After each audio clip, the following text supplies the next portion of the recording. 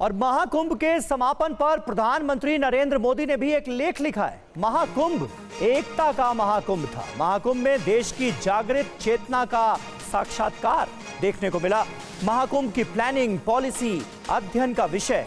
Mahakumbh management professionals के लिए अध्ययन का विषय है, ये कहा है पीएम मोदी ने।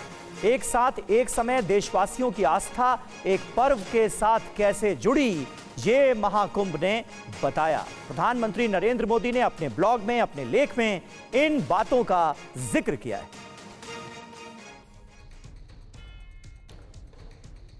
तो महाकुंभ को लेकर पीएम मोदी ने अपने ब्लॉग में क्या लिखा है, आइए आपको दिखाते हैं।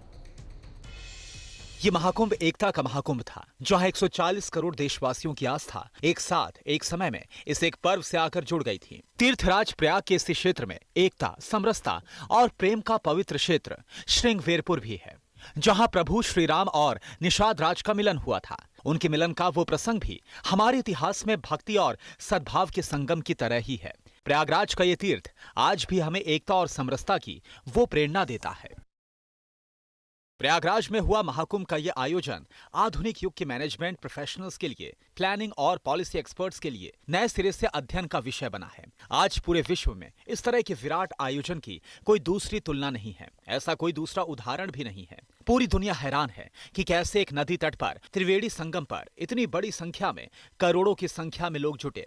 इन करोड़ों लोगों को ना औपचारिक निमंत्रण था, ना ही किस समय पहुंचना है उसकी कोई पूर्व सूचना थी। बस लोग महाकुंभ चल पड़े और पवित्र संगम में डुबकी लगाकर धन्य हो गए। मेरे लिए यह देखना बहुत ही सुखद रहा कि बहुत बड़ी संख्या में भारत की आज की युवा पीढ़ी प्रयागराज पहुंची। भारत के युवाओं का इस तरह महाकुंभ में हिस्सा लेने के लिए आगे आना एक बहुत बड़ा संदेश है। इससे यह विश्वास दृढ़ होता है कि भारत की युवा पीढ़ी हमारे संस्कार और संस्कृति की वाहक है। महाकुंभ में प्रयागराज पहुंचने वालों की संख्या ने निश्चित तौर पर एक नया रिकॉर्ड बनाया है। इस महाकुंभ में हमने ये भी देखा कि जो प्रयाग नहीं पहुंच पाए वो भी इस आयोजन से भाव विभोर होकर जुड़े। कुंभ से लौटते हुए जो लोग त्रिवेणी तीर्थ अपने साथ लेकर गए, उस जल के कुछ बूंदों ने भी करोड़ों भक्तों को कुंभ स्नान जैसा ही पुण्य दिया।